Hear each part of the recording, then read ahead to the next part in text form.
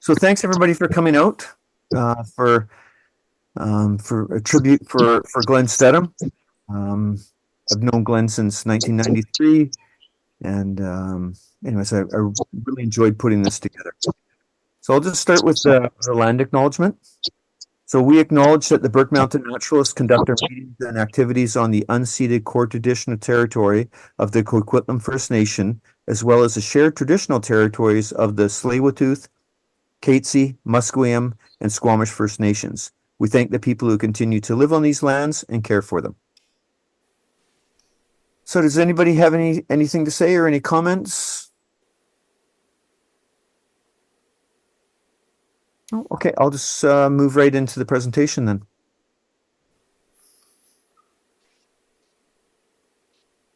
And I'm going to turn off my my camera. So.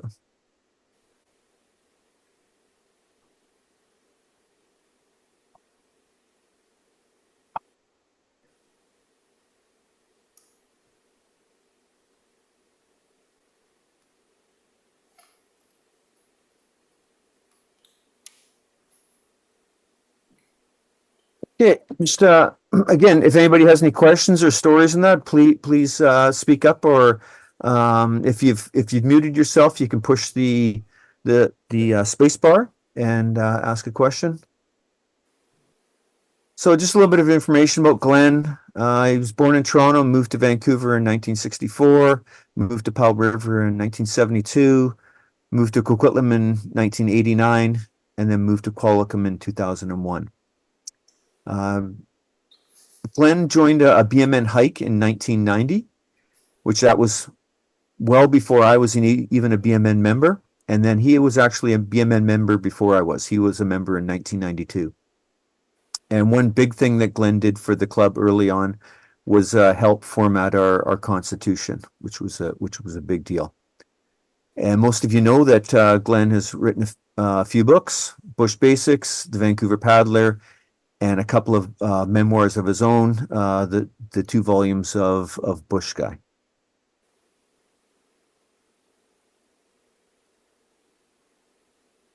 So I edited the obituary, but for the people that didn't know Glen,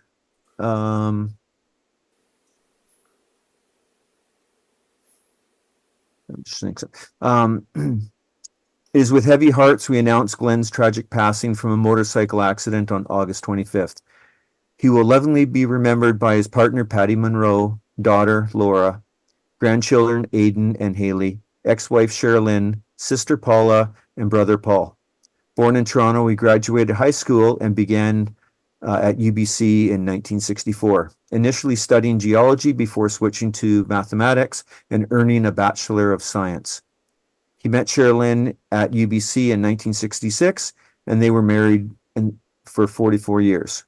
In 1969, he began UBC Law, graduated in 1972, and started his practice in Powell River.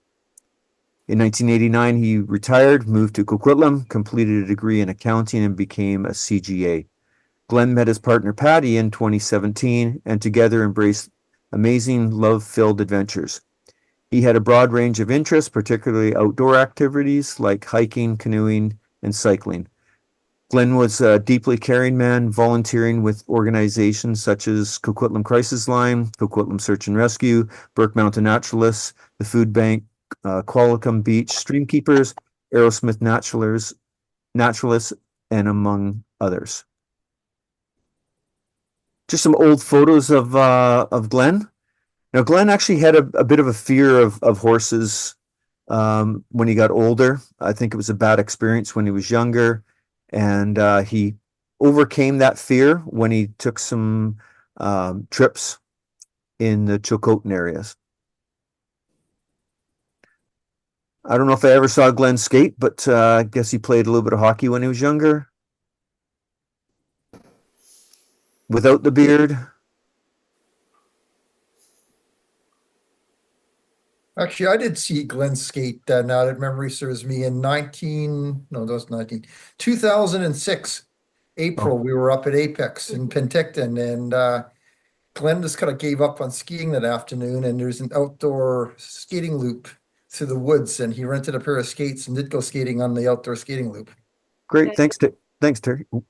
Thanks, Terry. And canoeing was always Glen's passion. And I guess his UBC photo. I got these photos when celebrated Glen's 60th birthday. Sherilyn gave me a bunch of photos that I copied. And he always wanted to keep it fit. I'm not sure what run this was, but yeah, I was thinking it was Sun Run too, but I'm not sure.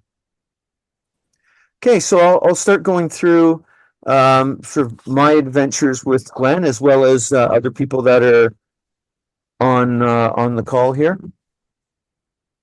So as I mentioned, I met Glen in 1993 when we were fighting for the Pinecone Burke Provincial Park. We were doing trail work in the Upper Widgeon Valley, and Glen came on a few of those trips. And as being a BMN member, I would bump into him from time to time, but we didn't go on too many trips together in the early years. But one trip I certainly remember, it was extremely memorable trip for many people. In 1995, we did Coquitlam Mountain. So we had to climb over Burke Mountain and summit Coquitlam, and then go back again. It was like a 11.5 to 12-hour day. The person on the left is Jack Norrie, and me in yellow when I was younger. And of course, Glen in the front and Don Gillespie in the back. Frank Nick was also on that trip, but this photograph isn't quite as good, but it shows Frank on the left side. And just some of the views from the Coquitlam summit, looking over to the east and down to Coquitlam Lake. And then back looking a little bit to the east with this is Gabbro Peak here, which is one still on my list to climb, and Gabbro Lake down below.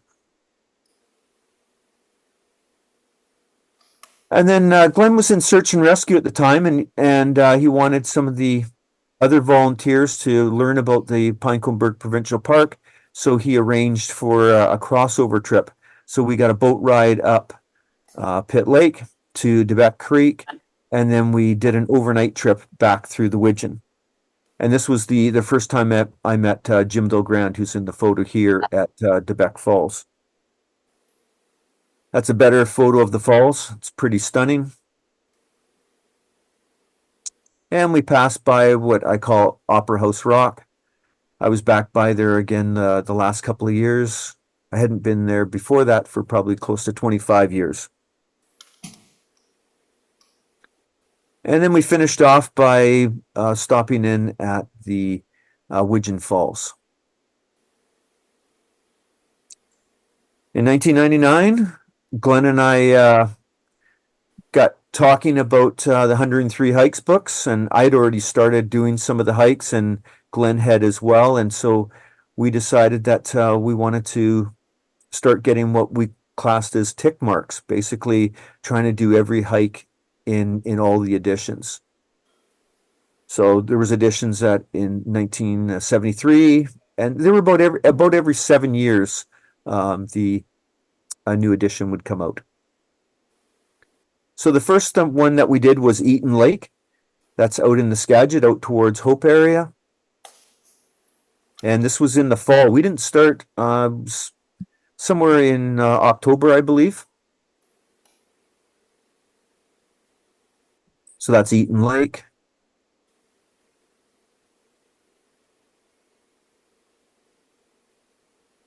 And then once we finished that hike, we drove out to Ross Lake.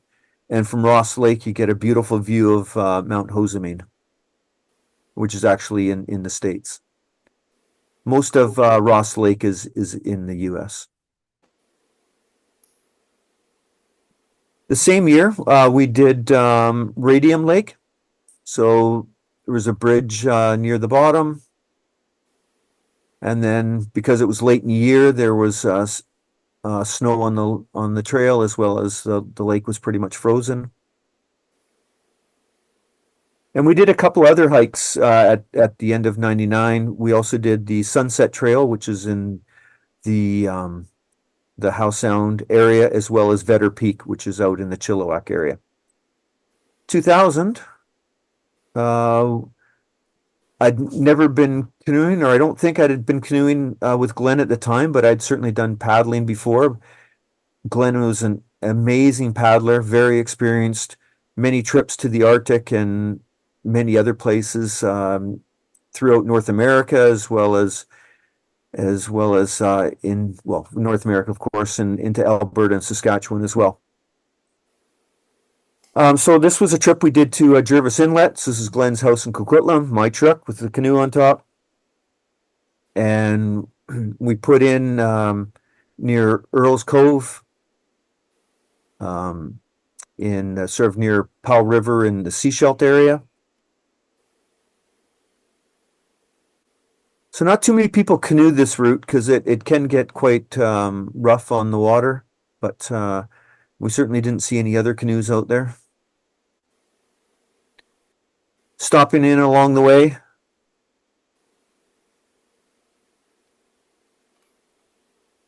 I thought this was appropriate since it's the Burke Mountain Naturalist. We ran into this old logging camp area and this old truck that had Burke Lumber Company on it. So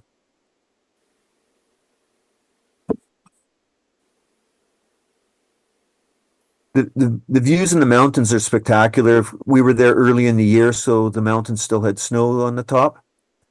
We were heading into Jervis Inlet, and on the entrance to Jervis Inlet, there's a place called Malibu Rapids, where there's a camp there. On the way out, we actually stopped at the camp. So yeah, so I can tell a story about when we came out, which I'll show some pictures of in Jervis Inlet. But when we were coming out of Jervis Inlet, it's a bit of a surge channel, so the water can move quite quickly through there. So we stopped in at the camp just to have a look and talk to the people there, and also sort of survey what the current was like going through. I wasn't experienced in moving water at all at that time, but Glen was very experienced. Anyways, the people said, okay, we'll watch out for you, going through the channel. So we started off, and I didn't know too much what to expect, but anyways, we were paddling through, and we were pretty much all the way through. And what happens is sometimes you get sort of like dead water where you're paddling quite strongly, and then all of a sudden there's nothing there. And when that happened, my paddle or my arm went all the way into the water to my elbow, and I'd sort of almost like tipping the canoe over, and Glen quickly moved to the opposite side of the canoe to balance it out and to keep us upright. So it was a good thing he moved over, or we might have been in the water. But on our way into Jervis Inlet, there's Chatterbox Falls at the head of the inlet. We stayed overnight. This was I think a 5-day trip in total. Took us 2 days or so to get in here. So Ian, Yes. that upper part you're in is actually known as Princess Louisa Inlet. Oh, yes. Sorry. What was I calling it? Was I calling Jervis Inlet? Yeah. Sorry. It's off of Jervis Inlet. Yes. The main inlet is Jervis Inlet, and the little one going off where Malibu Rapids is Princess Louisa Inlet. Thank you, Mark. Mark has been into this area and hiked over through these mountains. So a bit of a closer of Chatterbox Falls. And so anyways, we've been out for a couple of days, and I went in for a swim like I do normally wherever I can. And I came out, and I guess Glen hadn't brought any swim shorts. So he just asked if he could borrow my shorts, and I was thinking that was kind of funny. But anyways, I wasn't going to wear them again, but Glen used them. There were some black lilies there. And then on our way out, this was camp, depending on the condition of the water. Sometimes we would get off early because it got a little rough. It actually got so rough that that we took shelter in a fish camp, or sorry, fish farm. And at that point, we decided that we were going to call a water taxi to come and get us. It was just too dangerous. On the way in, there was an area that we had to paddle for about 7 hours, where there were just cliffs going into the water. So we figured it would be a safer idea to get a boat ride out. So anyways, we had most of the day to wait for the water taxi to come. It wasn't going to be till later in the day. So we watched the guys at the fish farm and found out a little bit about what they do at fish farms and that. And they were going to have, on this day, they were having to change some of the nets. So they were transferring some of the fish from one side to another. And I was quite shocked at how they were doing it and how easily it would have been for the fish to escape.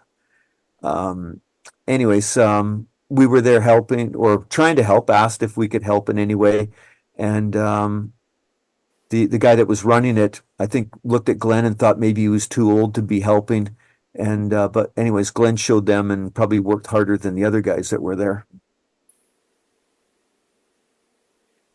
But they sort of mended the net and then swung it underneath these sort of wharfs. But for my way, how I saw them doing it was just like so easily, and that's why we have Atlantic salmon escape into our natural waters.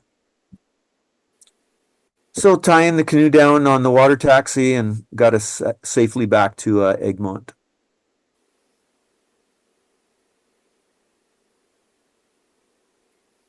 So this was starting again on trying to get some of the 103 hikes done. And so some of the hikes we did on our own, and other times they were part of BMN scheduled hikes. But this was one that we just did on our own. So this is looking partially up from on the way up to Bear Mountain. This is out near Harrison Hot Springs. So on the left here in the cove there, that's Harrison Hot Springs. And the water you can see going out, that's the Harrison River heading out of Harrison Lake. On the way up, you can look north up Harrison Lake.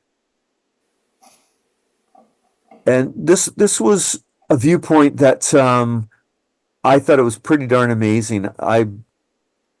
You get a few views on the way up, but the last few kilometers there's no views, and all of a sudden you sort of just break through these trees, and this absolutely incredible viewpoint of the Fraser Valley is just right there. And I remember coming through the trees and just like, wow, and then really loud, and then I realized there were a couple of people that were sitting over to the side that I sort of startled.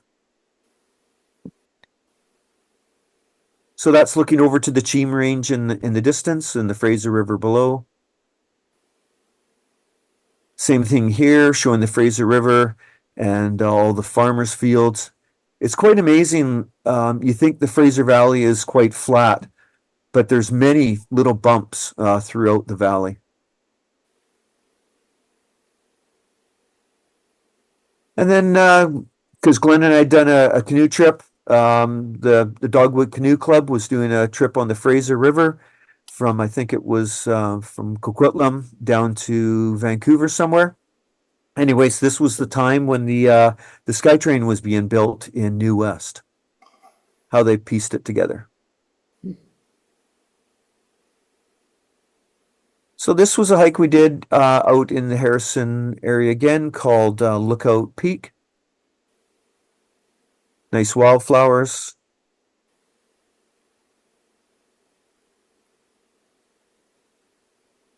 At the top, it was a little bit misty.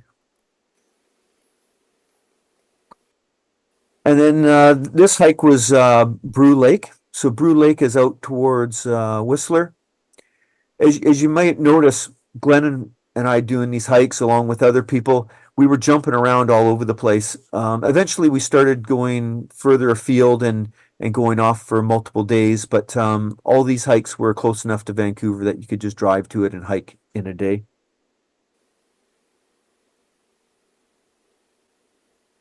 And this was Galion Galliano Mountain. So you're looking over at Main Island in the Gulf Islands. And then towards the end of the year, we did a hike in the Fraser Canyon, known as Gate Mountain.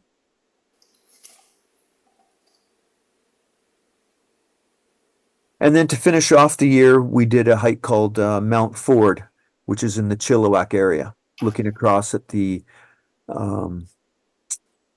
Cheam Range again. And later on, I'll have a couple other photos of Ford. I think we might have done it 2 or 3 times. I think you're looking at Rexford there, Ian. Oh, Rexford? Okay. Ian would be behind you if you're on Ford. Okay. Thanks, Terry. So you're looking across the valley. Cheam would be in the same side of the valley. Okay. So that's Rexford probably again right here then.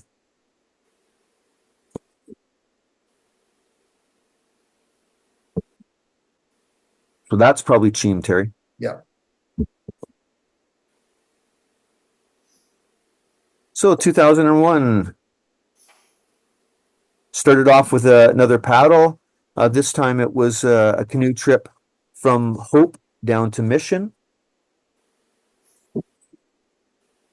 So we did it at the Easter long weekend, and we were expecting higher flows. So we figured it would push us down the river faster. But our plan was actually to go all the way to Coquitlam, but we ended up having to stop in Mission. We were running out of time. But beautiful looking at the mountains from the river. This was part of the Dogwood Canoe Club.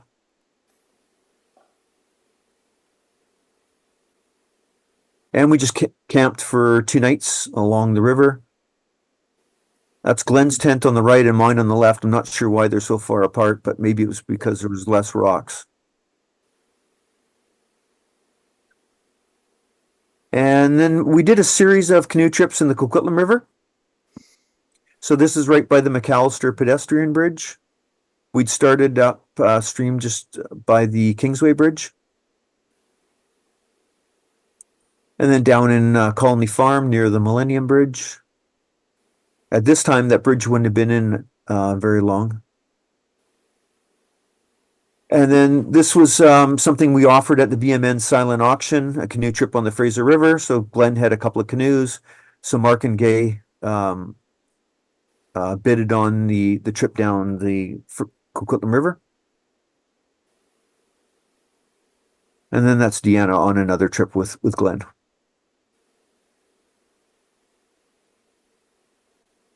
So this was a hike to Sigurd Creek. Crooked Falls. Pardon me? Crooked Falls. Crooked Falls, yes. This was the only photo I have from that trip.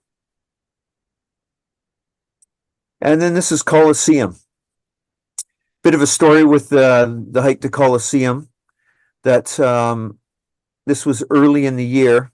I think it was in May, and as you can see, some snow still around. And the 2 guys on the left there, they're Metro Vancouver Rangers, and we met them at Norvan Falls, and we were chatting with them for a little bit, and all of a sudden, they got up to take off and started off at a pretty good pace, faster than what Glen and I would normally hike. But anyways, Glen kept up with them, and I was behind, and so we just kept on hiking with them. And I didn't find out till later that Glen had overheard them say, "Let's lose these guys." So there was no way that Glen was going to be lost by these guys. So we moved at probably pretty fast pace for half an hour to 45 minutes, and then they realized they weren't going to lose us, so they slowed down. And so anyways, we hiked up most of the way, and I think they weren't planning to go right to the summit. But of course, Glen and I, we were heading for the summit, and so they end up following us to the summit, and this is at the summit.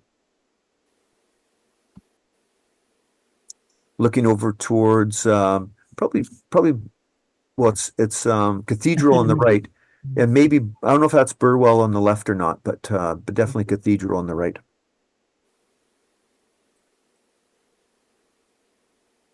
And then this isn't from the next hike, but this is Anvil Island, and this is Leading Peak. So this is in the Howe Sound area. It's an amazing island that if you're driving up to Whistler or to Squamish to see it out in the Howe Sound is incredible. Anyways, we arranged for a water taxi to drop us off at a camp at the south end, and then there's a trail that takes you up and over the top and right to the peak.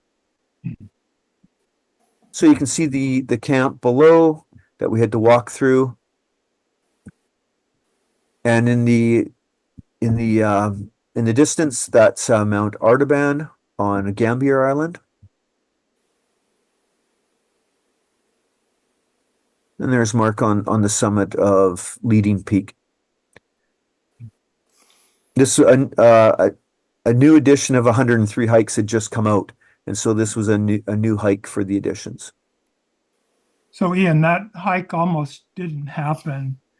I think Glen had arranged for the water taxi, but had neglected to call the camp to ask permission for us to go through the camp. Yeah.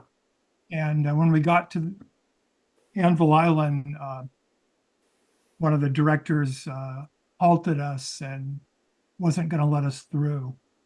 But I guess we did some fast talking and they ultimately relented.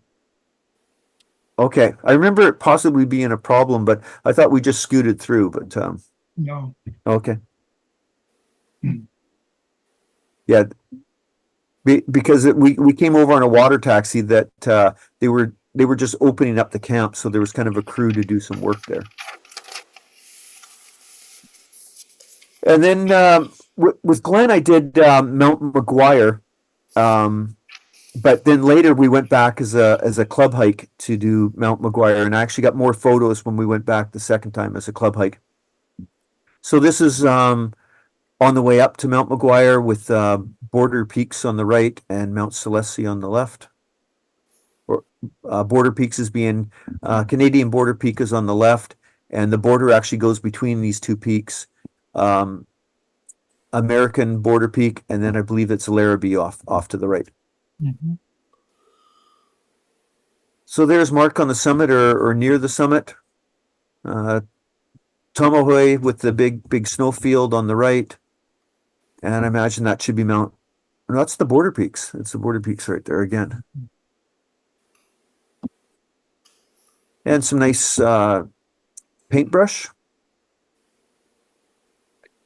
And then up near Whistler, the hike was Rainbow Lake. So on the way up, there was a bridge that was a little broken, lots of water coming down.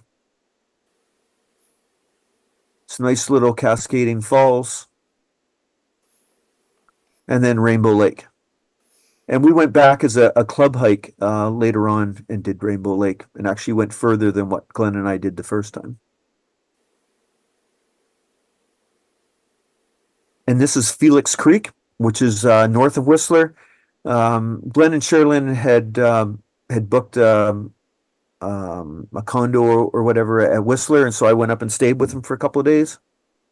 So Glen and I went off and did some hikes. So this is Felix Lake, I believe. And there's a cabin. You might see the red roof at the far end. And that was the cabin.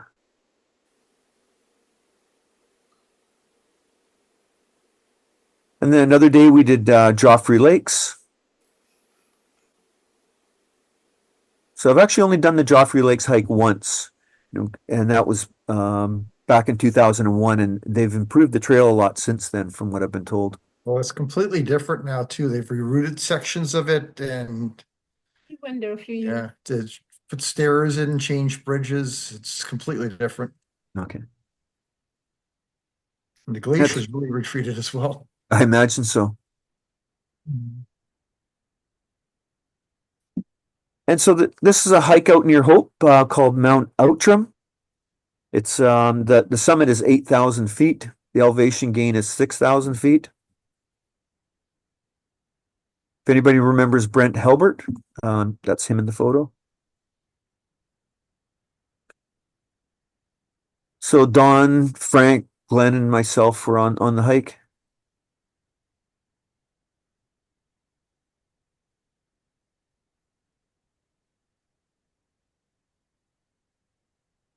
And then, well, this is the Skyline West Trail. So that's Mount Hosamine that you see on the left, and the Skagit Valley down below, and Ross Lake would be down there as well. So this was a hike. There were 6 of us, but the trail is quite long. I don't remember in total, but it's probably close to 30 kilometers or so. And so three people from the group started at the Manning Park side, and 3 started on the Skagit side. So I was with Frank Nick and Paul Van Penen in the Skagit Valley, and then Glenn, Don, and Mark started in Manning Park, and we met halfway and exchanged keys, and had a vehicle waiting for us at the other end. So that was the group meeting in the middle.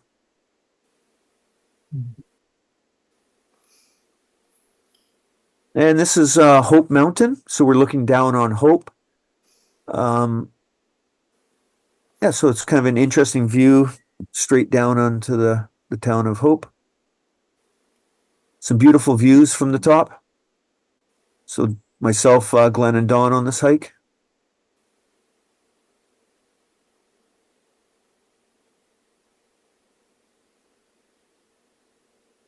And then 2002. So this is Glenn wrote this in his book, saying his favorite place to hike is Blue Mountain. and Blue Mountain is out in the Mission area. It's hard for me to believe that Blue Mountain's Glenn's favorite place to hike, because we've been to a whole lot of places that are a whole lot nicer than Blue Mountain, but somehow he really enjoyed the time there. He worked on a lot of the trails. Together we made multiple trips to try and find the old route. And anyways, we plan to do a trip there in the spring, or at least this year, and try and retrace the old trail. So this is made up of a few different, the photos coming up are made up of a few different trips I made with Glenn to Blue Mountain. Some beautiful wildflowers near the viewpoint. Little pond along the way.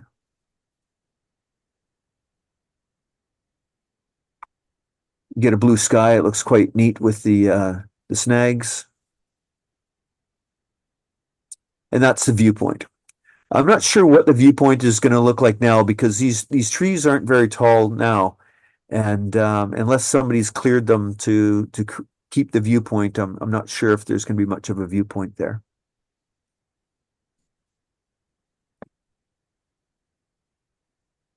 And looking towards the city and the Fraser River. And this is Stedham Lake.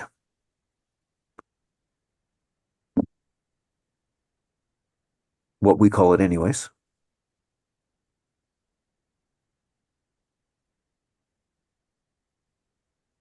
And so this is a trip that Don, Glenn, and myself, we went up and we camped up in the Pemberton area. So this is Cerise Creek. That's all glacier moraine that's in the foreground.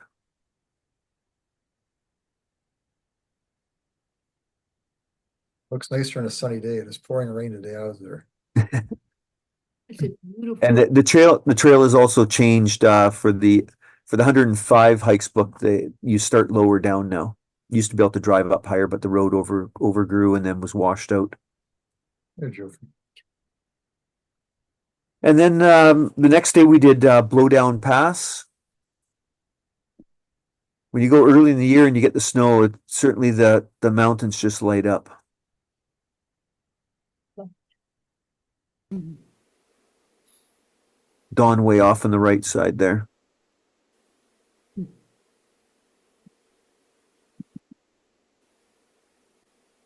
Nice meadow with the mountains in the background and a lake below. Mhm. I believe it was Gott Peak, I think is the one that we were on. Mhm. And then next day we headed for the Marriott Meadows and the Wendy Thompson Hut. This is also up in the Roar Lake area, which is just across the valley from Joffrey Lakes.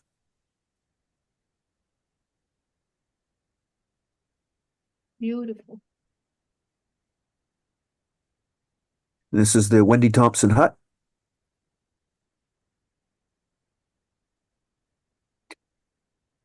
And then we headed over towards the Meager Creek Hot Springs, which is, I think it's about 70 kilometers from Pemberton. There was a trail in there called the 100 Lakes Plateau, and that joined up with the Randy Stoltman Wilderness Area. So this was at the north end of the Randy Stoltman Wilderness Area.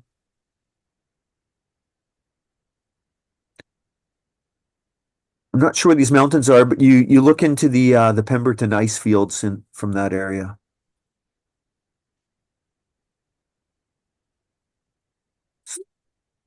Reason they called the 100 Lakes Plateau.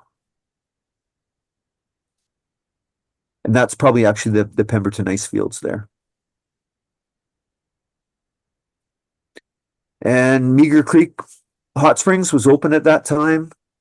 And Don was pretty good at floating.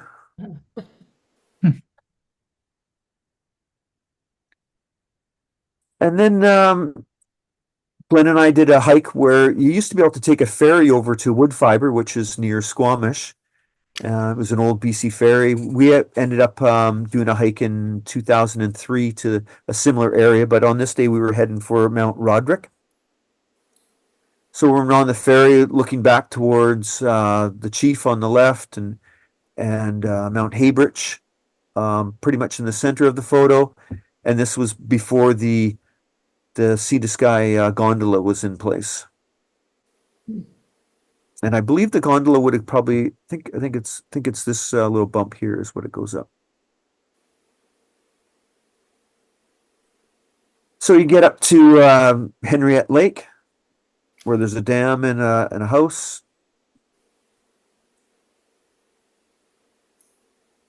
And then you climb up from there to there's a few lakes that flow over to the Seashelt area. And you look over at, I believe it's Mount Sedgwick. Sedgwick. Say it again, Mark. Sedgwick. Sedgwick, yeah. Mhm.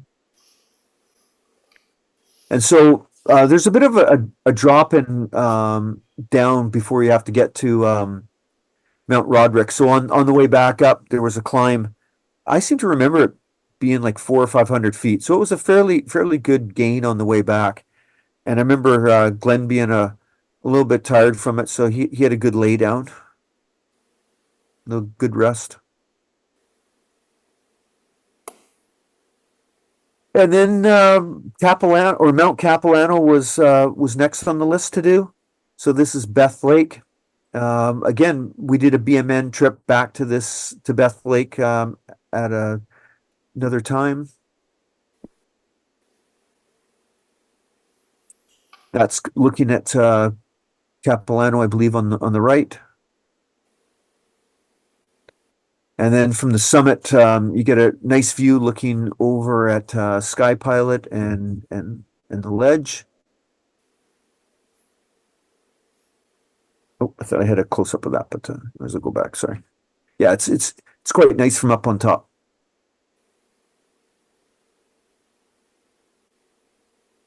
And this was Deeks Peak. So lots of nice wildflowers on the way up. They decommissioned the road, but the wildflowers really took over, and they did some planting.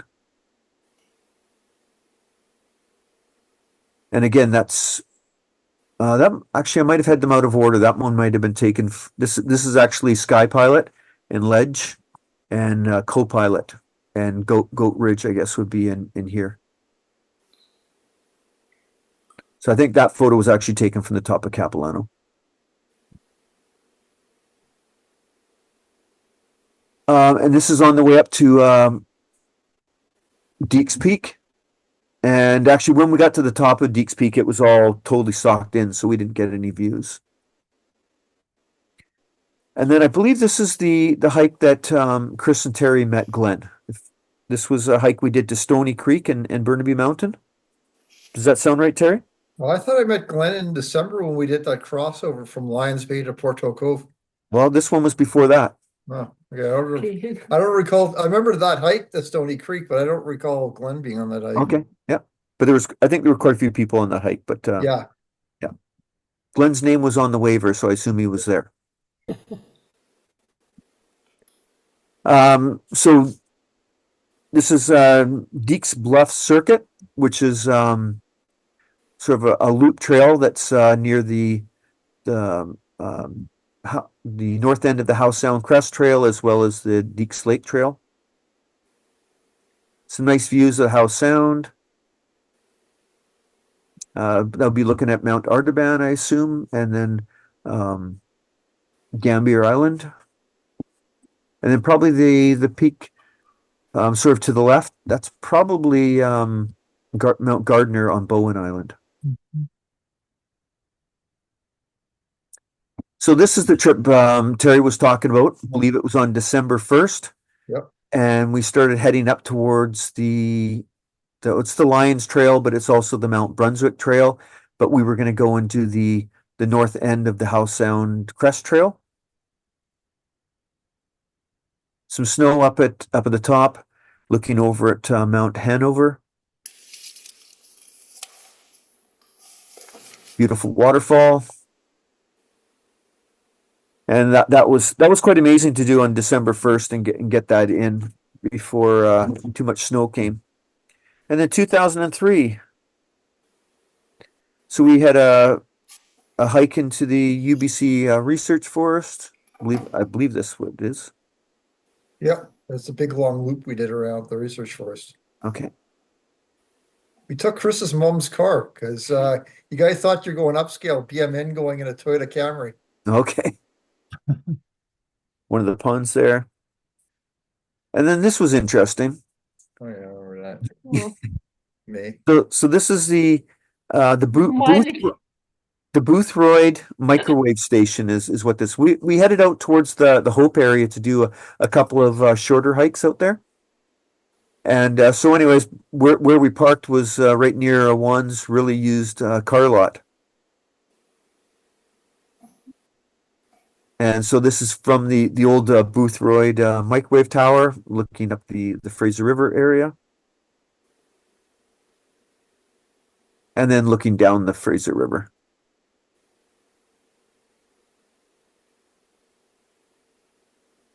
So Terry remembers that we did Boothroyd first, Yep. and then we attempted to do what's known as Scam Lookout. And in the old 103, I believe it was in the first edition of the 103 Hikes book, the trail went through the property of this hotel or the Lake of the Woods resort. And so anyways, we show up and, we go into the office and try and get permission to go through the property, and that there's no way that the guy was going to let us go through. And, we tried to show him in the book and everything else, and he was kind of amazed that it was in a book, the trails that lead off of his property and to the hill in behind. And, but no, he wouldn't let us go through. And so I remember getting back in the car with Glenn, and we start to leave, and he starts to head to go back home. And I'm going, "What are you doing?" I said, "We can go around this place and just bushwhack up and get to the top." And that's exactly what we did. We got onto a logging road. We drove up the logging road a ways and parked, and then we bushwhack up and found some old logging roads that took us up to where the old what are they called? The old fire viewpoint, yeah. The old lookout was. So so I actually never took any photos on that day. I don't know if you took any photos, Terry, but Yeah, I have a picture of the cement block that I found. Yeah, You think yeah, and it's I the thought foundation? I did too, but I didn't. Apparently now there's been active logging up there, and there's a lodge on American Creek Forest Service Road, the road we were driving on, a little bit further up. Okay. And from near that American Creek lodge, you can walk on a logging road, and there's a spectacular view from the top of that hill, where I guess near where that Scam Lookout used to be, looking down at Hope and across at the peaks in the Skagit from there. Great. Yeah, so this is Lake of the Woods. A beautiful lake to swim in the summer, and then that's sort of the Scam Lookout area in the background.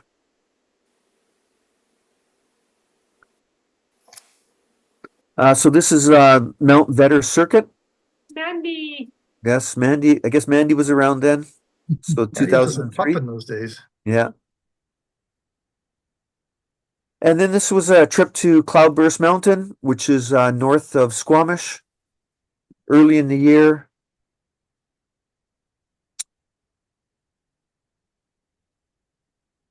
Looking down on Daisy Lake. And then near the top, there's one of the communication towers. That was with Paul Van Penen and I believe his future wife. What kind of communication tower is that? I don't know. We've seen them on a few different mountains.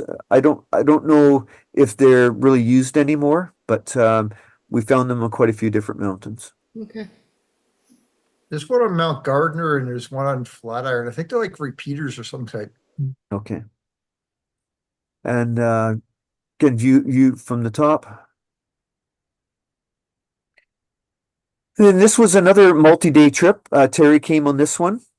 We started off by doing Ten Quill Lake. This is north of Pemberton. Spectacular area.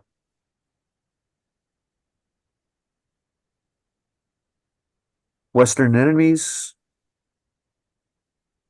Ten Quill Lake. And I believe it's Sun God Mountain in the background. And then we did Place Glacier. It's a nice waterfall. So Don and Glenn were also on this trip.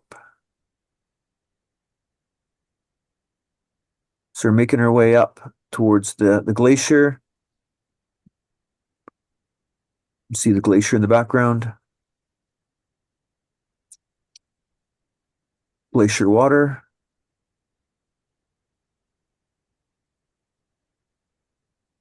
And then this was next day for Halliemore Melvin Divide.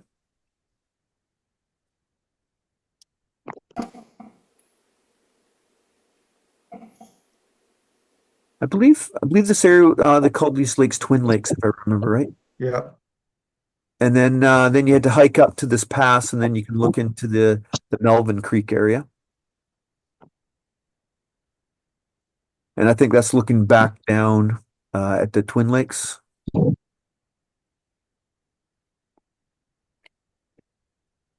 And then the next hike was Ten Quill Creek. So pond along the way.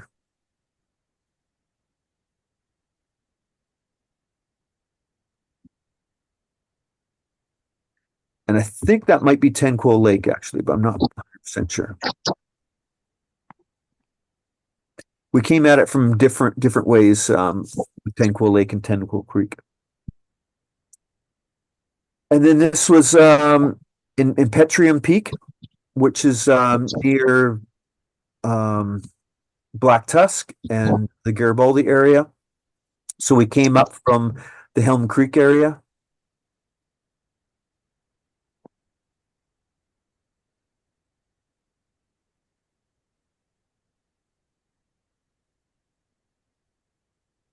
In 2004, started off with a canoe trip in Hope Slough. It was basically out in the sort of the Chilliwack, Abbotsford sort of area, and it went through people's backyards, but it was really cool paddling through there. Glenn showed us some of his paddling skills.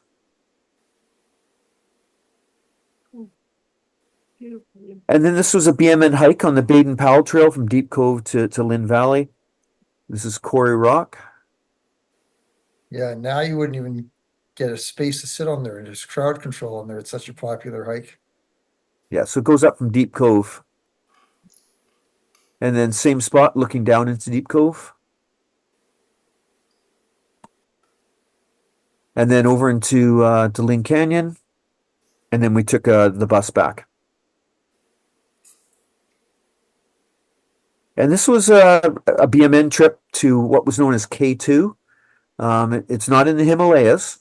It's actually in the Gibsons area. So K2 stands for knob to. So, and I believe that the other knob is Solms Hill, and we actually did that as a BMN hike later. So this is on the way up to K2. And if you're going to climb a mountain like K2, you assume that there's going to be ropes, so there were. Nice waterfall. And then a viewpoint.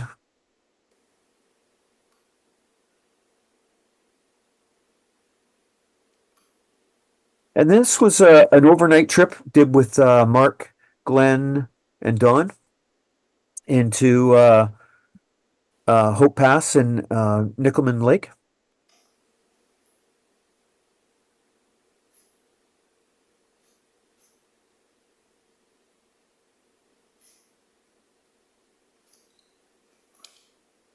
We had to have a group photo.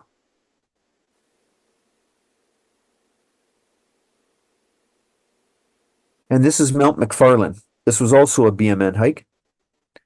Almost 6,000 feet of elevation gain.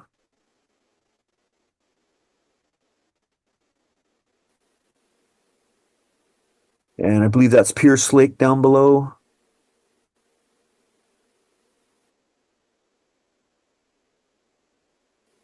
The group at the top, including Mandy.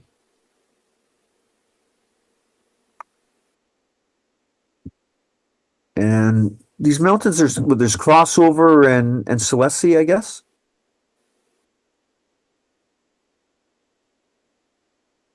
And this was back to Mount Ford on a BMN hike. Glenn's trying to feed the snake or the serpent.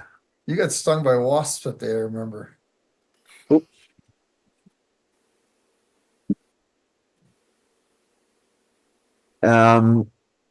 So vine maple.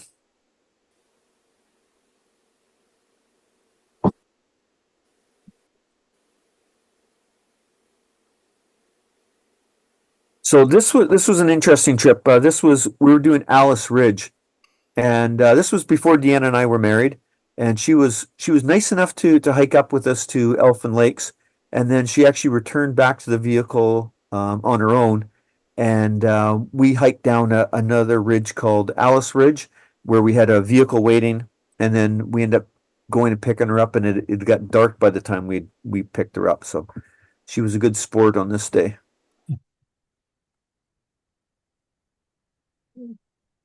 So this is up past Elfin Lakes with the Black Diamond in the background. That's Atwell Peak, and we're on Little Diamond Head. We're on Little Diamond. Okay.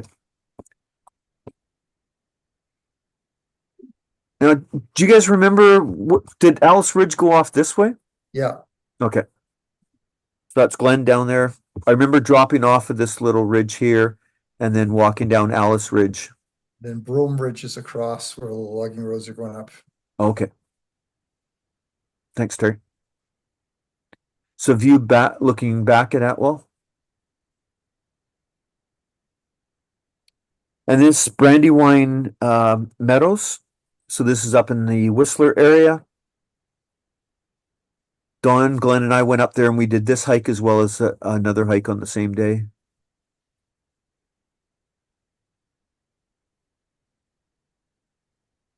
Again, you can see the changing of the color, so it's getting later in the season. And then we went into an area known as Cougar Mountain Ancient Cedars. There's some pretty big cedars in there.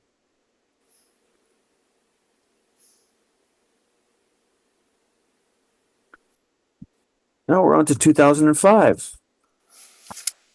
So a lot of the hiking I did with Glenn was between 99 and 2008. That was when we were really pushing to do the 103 hikes. So this is Harvey Creek Meadows, which is you hike up from the Lions Trail, which is the Howe Sound area. It's an old route to get up to the Lions. It was interesting on at one point on the trail we walked up the old road and basically the trail just disappeared, and I looked around for a little bit and Glenn looked around, and I think Glenn had wanted to just give up and head back down, and I said no, I'll look around more, and finally bushwhacked down a ways, and I picked up some flagging that took us over to the boulder field, and then we were off again and going up the boulder field up towards the Howe Sound Crest Trail, and then we came down the Lions Trail. So I'm not positive, but this is the boulder field to go up. I think this might be the backside of one of the Lions, and we went between the east and the west line, and then down the Lions Trail. So this was a trip over to Vancouver Island. This is Crest Mountain, which is west of Campbell River. It is spectacular. The mountains on Vancouver Island, I don't think a lot of people get to see how mountainous Vancouver Island is, but up near Campbell River or even north of Parksville, it gets very mountainous.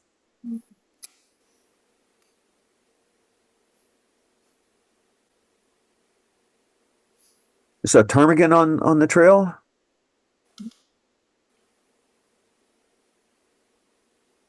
And then this was a trip to Mount Myra, which is a little bit further south than Crest Mountain. I believe the lake is Buttle Lake is what it's off of, and there's a mine there where we had to drive through the mine to get up. And there's a little glacier that's near the top.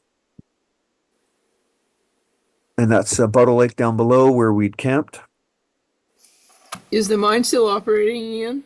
I would think so. I don't know for sure, but It wasn't open for tours. Glenn and I were going to take a tour of the mine, but it wasn't. do you want to tell this? There's the mine there. Terry, do you want to tell the story?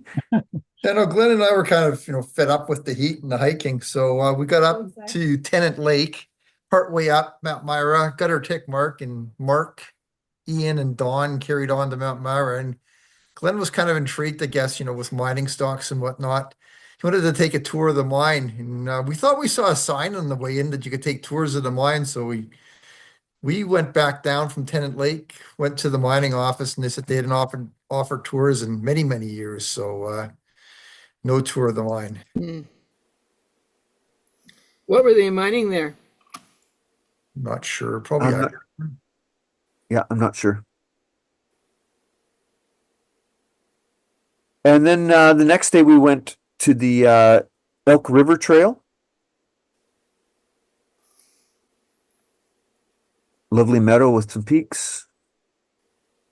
And then you get up to Landslide Lake. And I believe it's Mount Colonel Foster.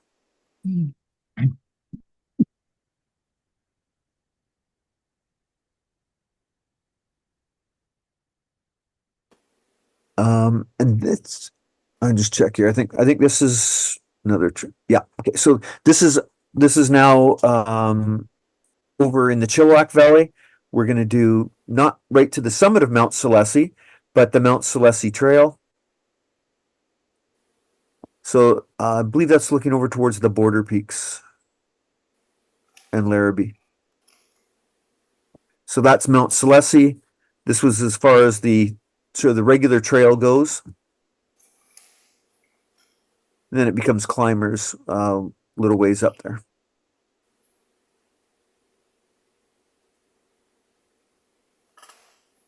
And this was a BMN hike on the Village Trail across Monroe Lake to the Village Trail and a crossover of Burke. So this is at Monroe Lake.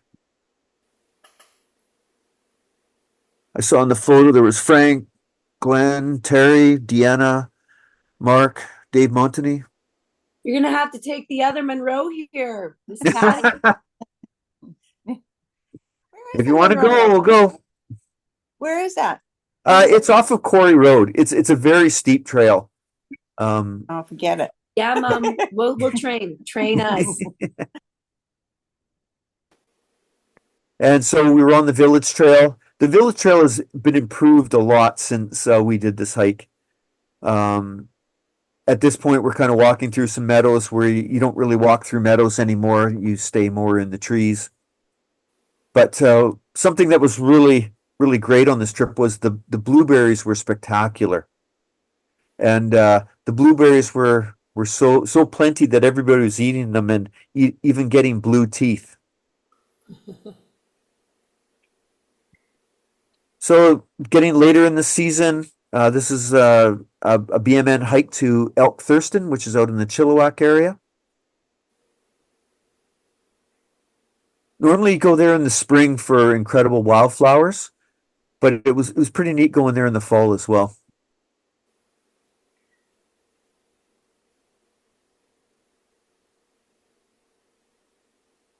Looking down towards Cultus Lake. And then 2006. 2006 was a busy year for me. So it's the year I turned 40. And so this is, I did a bunch of activities for my 40th birthday, and it started off with a hike to the High Knoll. And Glenn and Sherilyn joined me on that one. And then I played hockey and played basketball and skated and a whole bunch of other things on that day. But they started the day out right, doing a hike. So anyways, 2006, as I mentioned, was a big day for me. I got married in 2006 to Deanna. So Glenn helped out at the wedding, and it was a classic that Glenn was in charge of making sure people could find their way to the wedding site, which we got married at Barnett Marine Park. So Glenn was up in the parking lot, and we had walkie-talkies so that we could talk to each other. And I just remember the call that came over the walkie-talkie to me was, "The bride has arrived. The bride has arrived." So, anyways, I was glad at that point that she made it. So once we were married, actually, I shouldn't say that. This is a hike that it was from the 103 Hikes book, but it took Glenn and I 3 attempts at it to try and actually get to the end point. And this was the first attempt. This was to Ghost Pass. And Deanna was on the first trip as well as many other people. It was pretty horrendous. You can see the amount of logs that are in the way. And so anyways, we didn't get terribly far on that day. But there was a nice little waterfall. And then Glenn and I went back on our own, and we probably made it about 3/4 of the way. It was a pretty crappy day. But at least we worked out some of the problems, some of the creek crossings and that. And then finally went back with Don and Glenn. And again, there were some trees down, but a crew from the Wilderness Committee had come in and cut out a bunch of the windfall, so that helped. And we were able to get to our end goal. There was some nice big Douglas firs in there as well. And then we got to Ghost Lake, and then Ghost Pass. So this, for me, this was the completion of the first 5 editions of the 103 Hikes book. So thanks to all the people that helped me get to my goal. So that was fabulous. And then 2007, I was going through my photos and things and information and that, and I found that Glenn and I and along with others, we went on a lot of trail maintenance trips, but for whatever reason, I didn't take any photos. But there were many trail maintenance trips.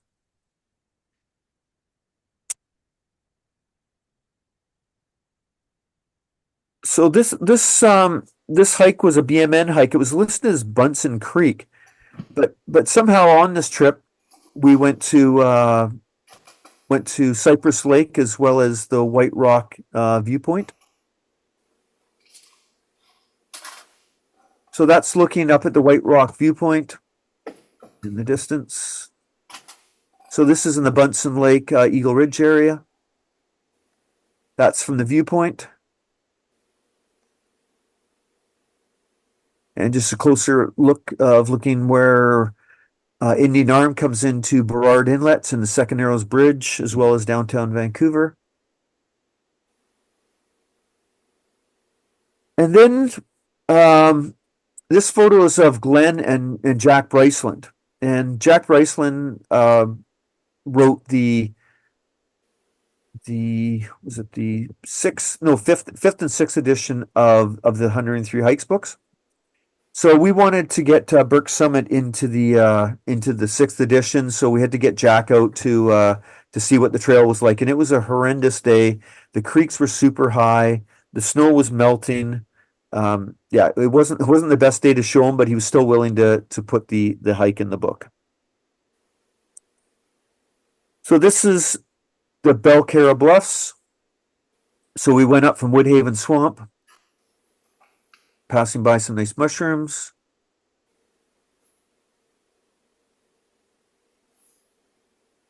And then we got to the Belcarra Bluffs viewpoint.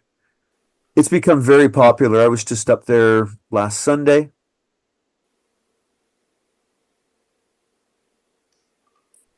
And then 2008. So this was a hike into the UBC Research Forest. This is a BMN hike. So the grouse were quite tame, if you want to say it. I think he was protecting a nest, but it would come up. It would even peck at our shoelaces.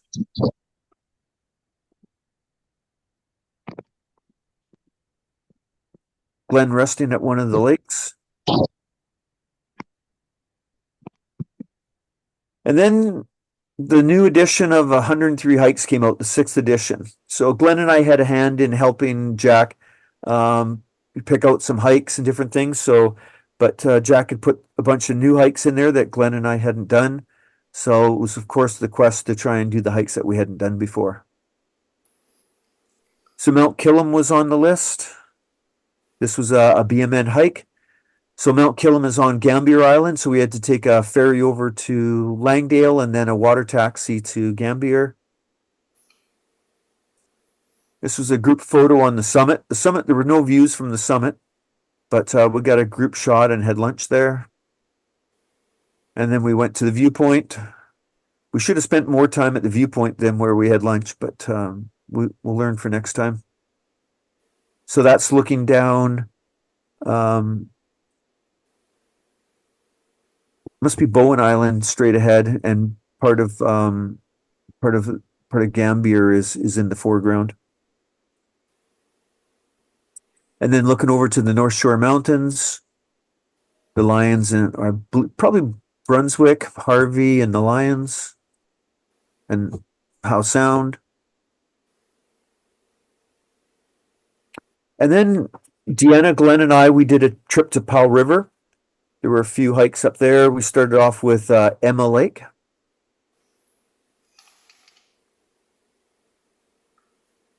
Spectacular peaks around Powell River. Glen knew the area quite well, but I don't know if he'd actually been to Emma Lake before. But it's a pretty nice lake. Of course, Mandy was there as well. And we camped out on a logging road. I think it was Goat Lake is where we camped. And I remember Deanna being concerned about bears in the area because driving up, we'd stopped at a couple places and we told them where we were going and we're camping. They're going, oh, there's bears and cougars there. And she's like, oh, okay, great. So anyways, Deanna and I, we were sleeping in the back of the truck in the canopy, and Glen said, oh, don't worry. I'll sleep in my tent. I'll be food for the bears or the cougars. So we never even saw a bear or cougar on the trip. A place Glen had been before was Tin Hat Mountain.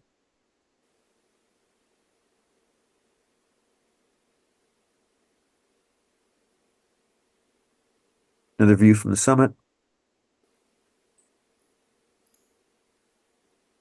Spectacular lakes.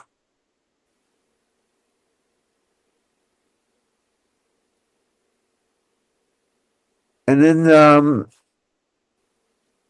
we met up, Deanna and I think we've did a trip to the interior, and then on the way back out, we met up with Glen in the Coquihalla area. And this is going up to Allow Meadows. There was some elephant head plant. And I believe, I think this is looking at Jim Kelly. And then this is a little pond with, I don't know if it's called a Lau Mountain or Lau Peak, but it became a hike in a future edition of the 105 Hikes book. So I was back here a few years later and went up to the top of that peak. And then on the way back down. And then this was Guanaco Peak. So interesting rock formation, creating some steps. And this is the col between Vicuna, which is what you can see, and then but we were heading to Guanaco Peak. I went back later and did Vicuna with Jim Delgrand. So this is up on top of Guanaco, looking over towards the Anderson Peaks. There's Eibach and Steinbach and names like that. Really incredible peaks. This is Vicuna here. And then also from the top of Guanaco, looking over towards Needle Peak. And that would be Coquihalla Mountain and Jim Kelly. And then that would be that little Allow Peak or whatever they call it.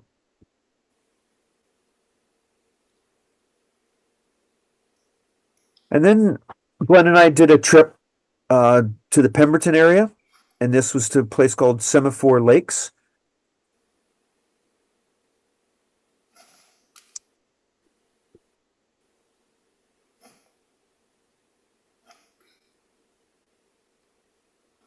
And then it was onto a lake called Valentine Lake in the same sort of area.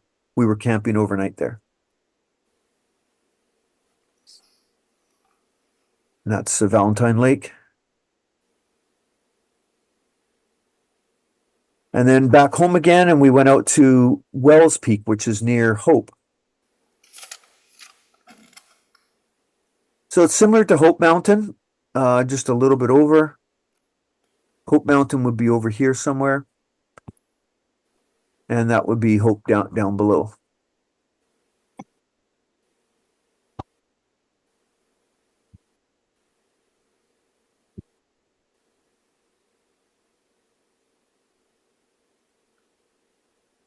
And then I think, yeah, Glenn went back home and I stayed out and did a couple more hikes.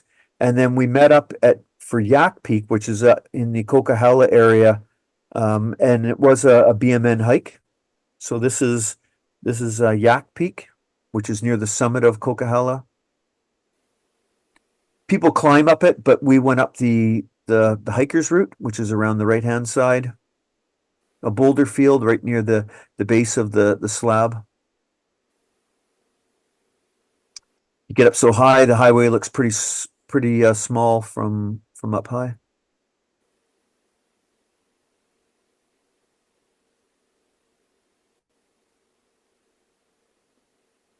And that's looking over towards Vicuna.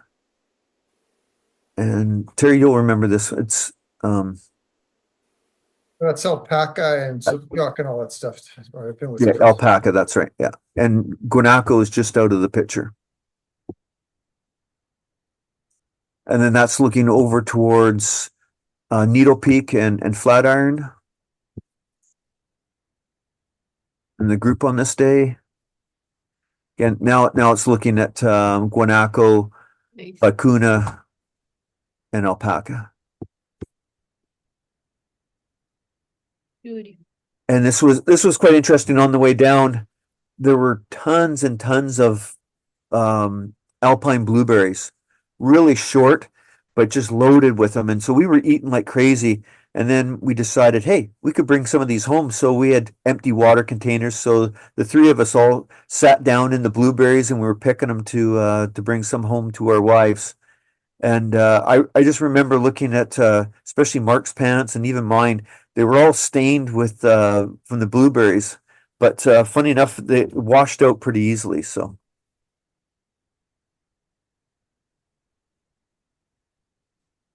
And this was the last hike to complete the sixth edition of 103 hikes. This was Solicum Peak out in the Harrison area. So that's Harrison Hot Springs there. That's the outlet of Harrison into the Harrison River.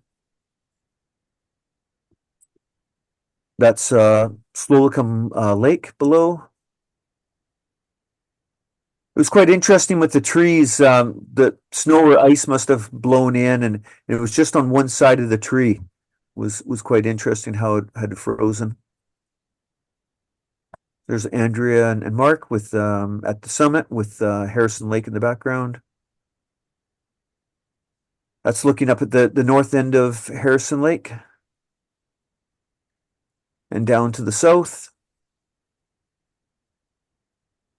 I'll have to look at a map again. I didn't realize there were so many islands in Harrison Lake. And so completed the sixth edition. So once the 103 hikes were over, Glen and I didn't do as much hiking. We still did other things together in that, but we didn't get out and hiking as much. He got involved in cycling and other activities. And we didn't do as much, but there were a few BMN hikes that Glen came on. This was one to the Eagle Ridge viewpoints, and this is from the Bastion viewpoint, which it's not recommended to go here anymore because it's technically in the watershed, but that's looking at Coquitlam Lake, and with the five fingers in the background. So actually, I'll go back. That's Coquitlam Mountain off on the far right side, and probably Guanaco, and then the five fingers over in this. What's sorry, not Guanaco. Sorry, Gabbro. You'd have to Gabbro. have good eyes if you could see Guanaco from there, Ian. That's right. It is kind of in that direction, but it's awfully far away. I think there's a few things blocking it between here and there too. I think so. Yeah. And another picture from the same area, just a bit closer look at the Five Fingers area. And then this was a trip to Monroe Lake. From about 3/4 of the way up, there's a nice viewpoint that you look down towards DeBoval Slough and to the south. And this was a trip to Elfin Lakes and Collimer Peak.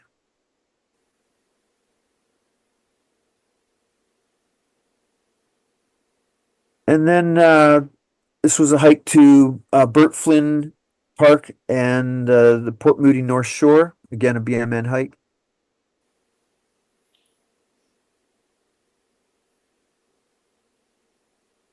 And I believe this is the last one. This was Chatham Reach. Oh no, there's a couple. That's right too. There's another one. So Chatham Reach out in the Pitt Meadows area. Be another BMN hike. And this was the last hike that I did with Glen. This is he was in Qualicum at this time, and Deanna and I happened to be over there for a couple of nights, and we met up with Glen to do a hike. And I don't think he could find someone else that was really willing to do this hike. This was on the rail trestles on the far side of Cameron Lake, which is between Parksville and Port Alberni. Anyways, did you want to say anything, Deanna? Well, I was just looking at how nervous I look and how laid back Glen looks in comparison, or just how I'm carefully stepping and he's casually walking along. Some of the trestles weren't in the best shape.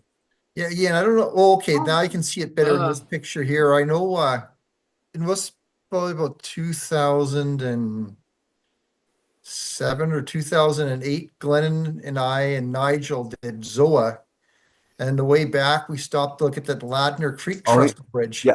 Yeah. And you have to go through around the side of a tunnel because I guess the army was using the tunnel for training exercises, so you can't go through the tunnel. So you go around the tunnel and you get out onto this trestle bridge. And The one Terry's talking about is in the Coquihalla Okay. Highway. and Nigel, Mandy, and myself didn't go venture very far out in that, but Glenn didn't seem to have any fear to wander a ways out. But yeah, it's similar condition to this one here, but this one here and the Ladner Creek one, it's very, very high off the ground. Yeah, that one's actually higher off the ground than these ones, but it doesn't take anything more than 10 feet to fall and really yeah. hurt yourself. So Yeah.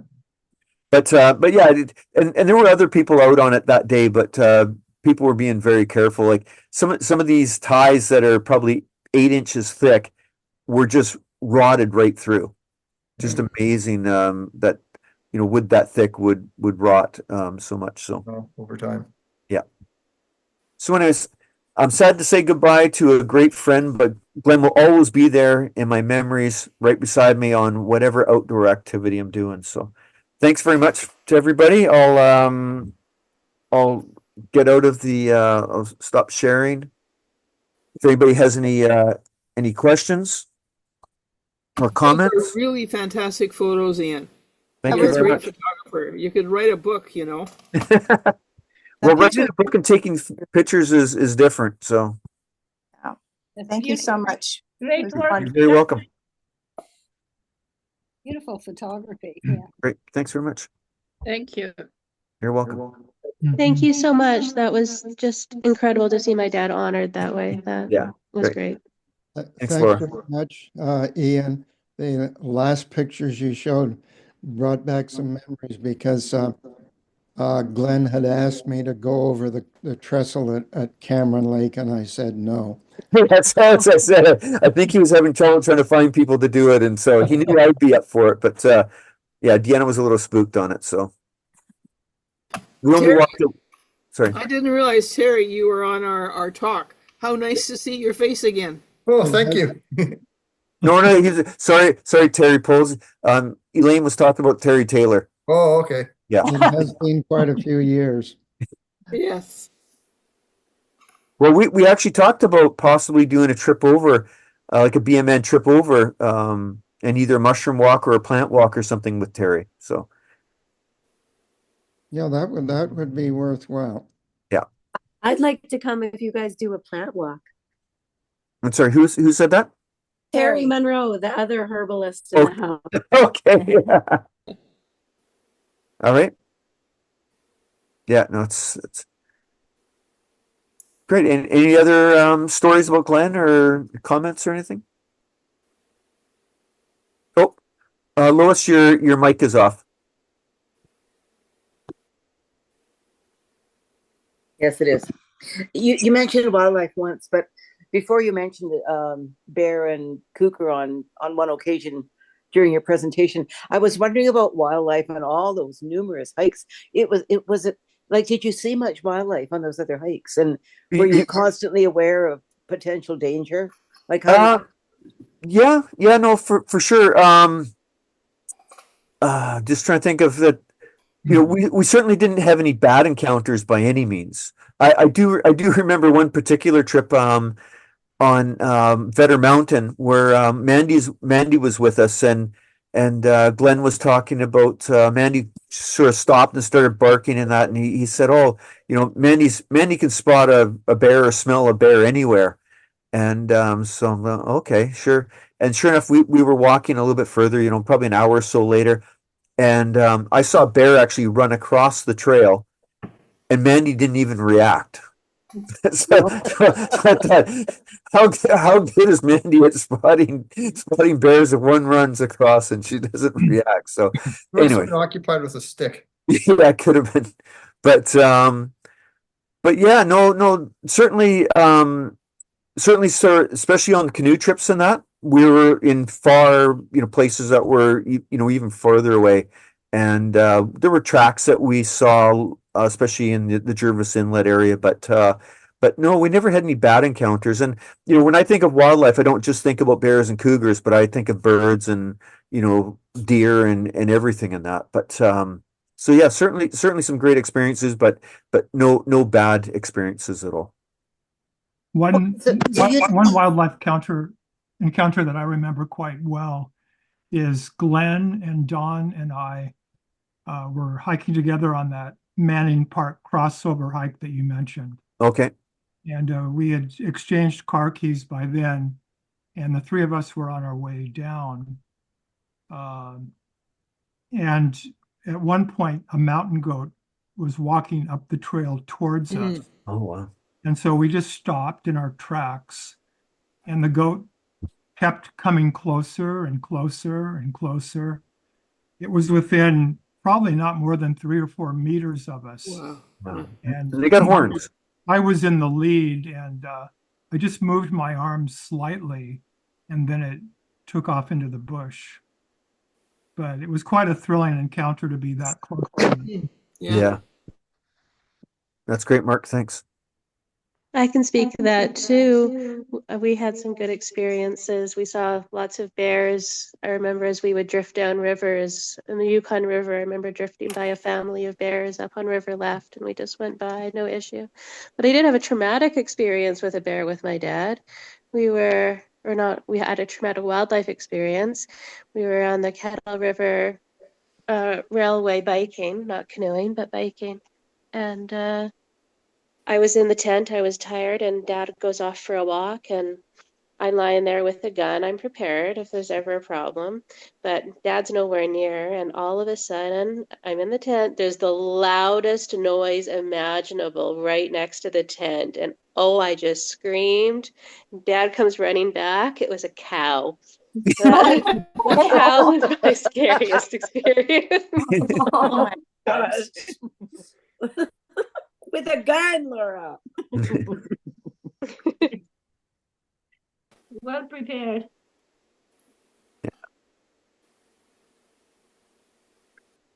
I could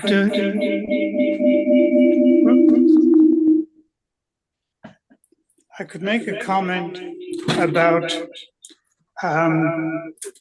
if Glen on a canoe trip, and I was on a Halton River trip in where's that? Northwest Territories going into the Arctic. The longest one I've ever done. It's a whole 4-week trip. And he had his trusty little single shot 12 gauge with him. But he stacked his food up every night on his own metal cans in a very specific way. Because when you're out for 4 or 5 weeks, you don't want the food. Bears, you can't tolerate a bear taking all your food away. So his early warning system probably would work well, but certainly I was really impressed by the fact I don't know where he learned to shoot, but he sure was accurate. So we went out practicing one day, us with our pump 12 gauge and him with his single shot, and with one shot he could fell a small alder tree from like 50 meters or something. So he was ready. So his bush skills are pretty advanced.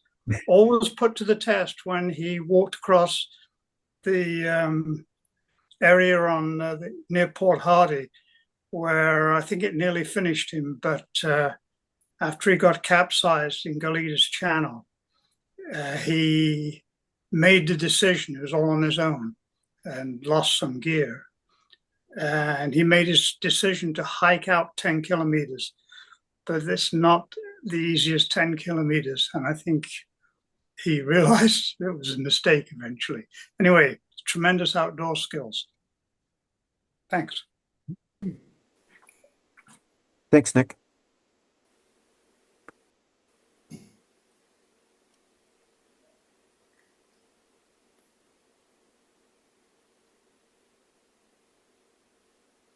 He actually learned to shoot at his high school where they had a gun club. Oh, okay.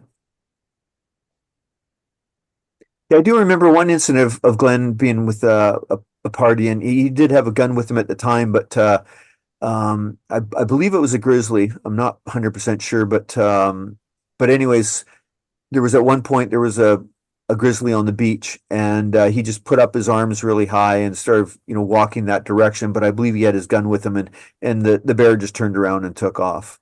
Hmm.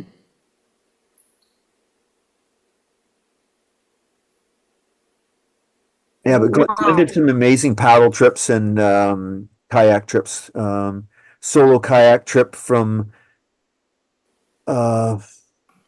ocean near Bella Coola to Kitimat, a solo kayak trip, but as well as canoeing in the Arctic, Porcupine River, the Horton River, as Nick mentioned, and Saskatchewan River, as well as Laura did many trips with him. I'm trying to think of what the one is in Texas.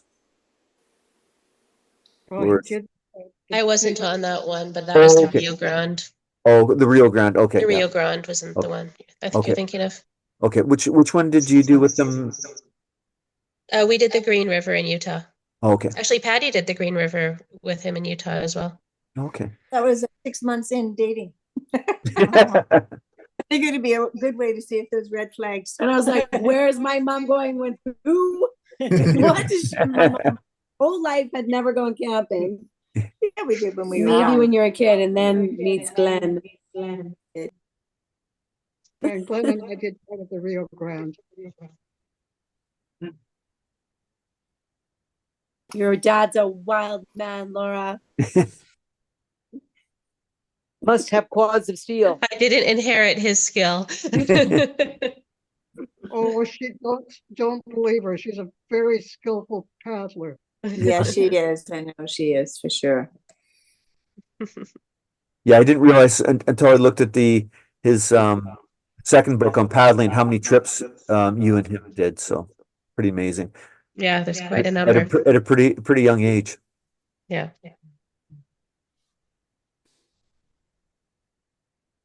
The one thing I don't think I ever did with Glenn is bike, which I find it kind of amazing because I'm a cyclist as well. But we offer through BMM, we offer a solstice cycle trip every year, and I don't think Glenn ever came on it. And I don't remember doing any other bike trips with Glenn.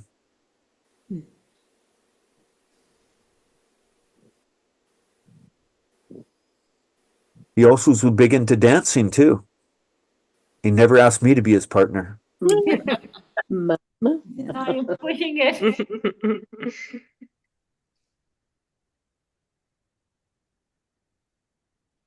So we're a little after 9 o'clock here. Anybody else want to make any comments before I shut it? Amazing presentation, Ian. Thank you so Okay. much. Thank you very much. Incredible journey. So enjoyed it. Thank Okay. you so much. With spectacular scenery in our province. Just amazing. Yeah. I only did a portion of what Glenn did, so yeah. Thank you, Ian. Yep. Take care, guys. Thank you, Thank you Ian. so much, Thanks Ian. for- Yep. Thank you, Ian. Thanks for putting that together for us.